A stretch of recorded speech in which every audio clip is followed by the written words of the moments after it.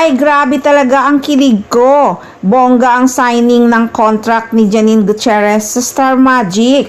Ang ganda-ganda talaga ni Nini at si Eko, hindi maitago ang excited. Grabing proud boyfriend talaga ang aktor. Sinamahan pa nga niya si Janine, may pabulaklak pa. At syempre, hiningian ng message ang aktor para sa aktres na kinilig ang lahat.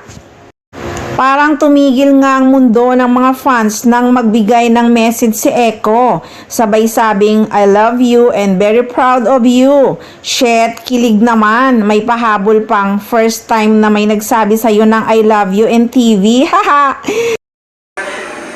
I'm so happy because you have dreams and I know your dreams. I look forward to your films, to your TV projects, and everything that you want to do. Have so much fun. I'm so proud of you. I love you.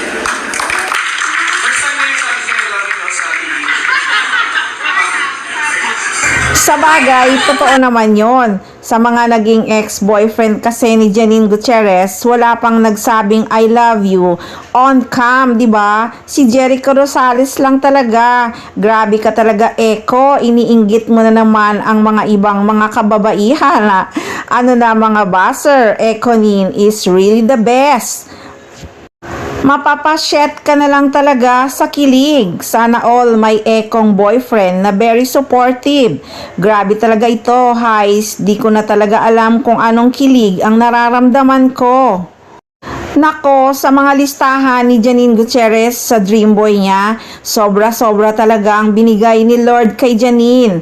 Lucky charm pa niya ang aktor. Ang ligaya-ligaya talaga ni Janine Gutierrez ngayon. Wala na siyang mahihiling pa kay Lord.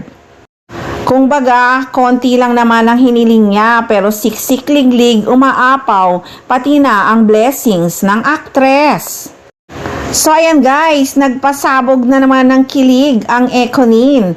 Umpisa pa lang yan dahil marami pa tayong aabangan na kakilig-kilig na paayuda ni Janine Gutierrez at Jericho Rosales. Kaya syempre, huwag kayong magsawang tumutok at laging mag-abang. Dito lang yan sa Maarteng Machika!